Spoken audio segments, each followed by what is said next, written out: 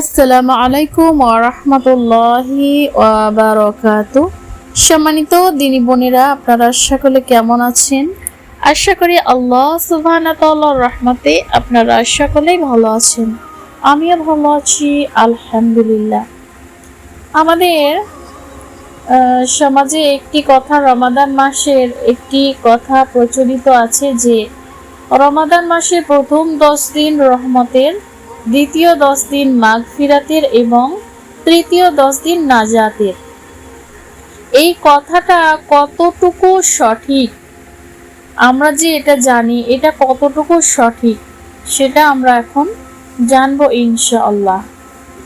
তো এই কথাটা কিন্তু ঠিক নয়, কারণ রমাদান মাসের প্রথম 10 দিন রহমত, দ্বিতীয় 10 দিন মাগফিরাত, তৃতীয় 10 দিন জাহান্নাম থেকে নাজাত, এই মর্মে বর্ণিত হাদিসটি হচ্ছে যঈফ এবং একাধিক সহিহ হাদিস বিরোধী।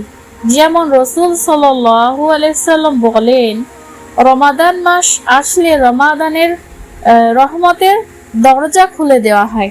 সহিহ মুসলিমের 1079 নম্বর হাদিস।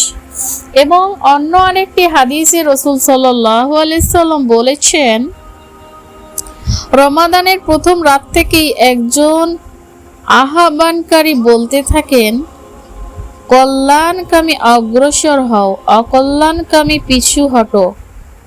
আর এইভাবে রমাদানের প্রতি রাতেই আল্লাহ তাআলা কিছু লোককে জাহান্নাম থেকে মুক্তি দিয়ে থাকেন।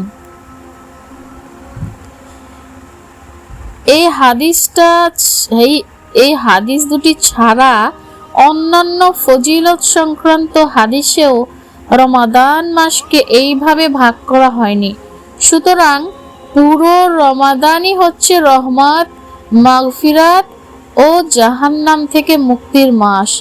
শুধুমাত্র 10 দিন করে যে ভাগ করে বলা হচ্ছে, এইগুলা কিন্তু দঈফ বা এগুলা ভুল, এগুলা কোনো সহিহ হাদিস না।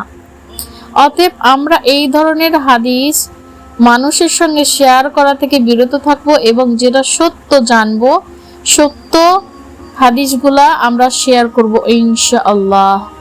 তো সম্মানিত বোনেরা, আপনারা যারা ইউটিউব থেকে ভিডিওটি দেখছেন অবশ্যই চ্যানেলটা সাবস্ক্রাইব করবেন এবং ফেসবুক থেকে দেখলে অবশ্যই আমার পেজটা লাইক করবেন। আর বেশি বেশি এই ভিডিওগুলো শেয়ার করবেন যাতে করে সব মানুষ জানতে পারে। সবাই ভালো থাকবেন, সুস্থ থাকবেন ইনশাআল্লাহ। জাযাকুমুল্লাহ খাইর, বারাকাল্লাহু ফিকুম।